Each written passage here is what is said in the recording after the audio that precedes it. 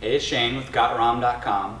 This video is for people who have hip pain but are also very flexible and hypermobile. This is kind of a population of people who are a little bit underserved, I think, because usually when people have hip pain, hip problems, they're very tight, very stiff, and they need to do a lot of traditional stretching, self-myofascial release work.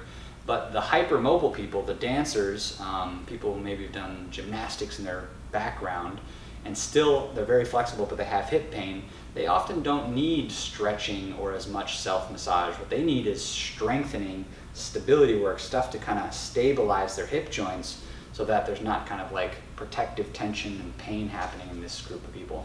So I'm going to show you a couple exercises for hip stability and hip strength for hypermobile people, dancers, etc. So here's what you're going to do. We're going to strengthen the hip in various directions. First, we're going to start by hinging at the waist just a little bit and kicking the leg up behind. This is going to strengthen the glutes, and you're going to do 10 reps of as high as you can lift it without arching your back. Just kind of keep a neutral spine. Squeeze the glutes and the hamstrings and lift the back leg up 10 times, and then hold the last one as high as you can. That's going to force strength on the back glute, but also hip stability on this other side, so you're getting a 2 for 1. The next exercise is going to strengthen the high quads, which is often very weak in people with femoral acetabular impingement or people who have just never done any active flexibility work. So again, you're going to stand on one leg, point the toes, bring the legs up as high as you can for 10 reps without arching your, or rounding your back rather, to try to have a long straight spine. Use these quads to lift the leg 10 times. And then hold the 10th rep. Either leg is fine, do both of them. Even if you have kind of like a bad leg, do both just to see what's the difference between side to side. So you point your toes, do your 10 reps, hold the last one, feel the cramping sensations here, it's all good. If you were very beginner level, you could do that kind of more with like a slight bend in the leg, but we really want you to progress to straight leg, point the toe. So this is going to strengthen your high quads. You strengthened the back side. The other thing that you can do is come to a chair, bend at the waist to about 90 degrees, and let the leg come out to the side. This is a really good one for the glutes. And hold that high position and let the cramp build in this kind of deep lateral hip area. So again, 10 reps and a 10-second hold at the end, high as you can, and you'll get both sides. The next exercise is going to be for the hamstrings. A lot of people have started doing kind of like one leg Romanian deadlift, and if you're a pretty beginner, I would have you start with a slightly bent knee and just hinge at the waist until your back is going to round if you go any lower.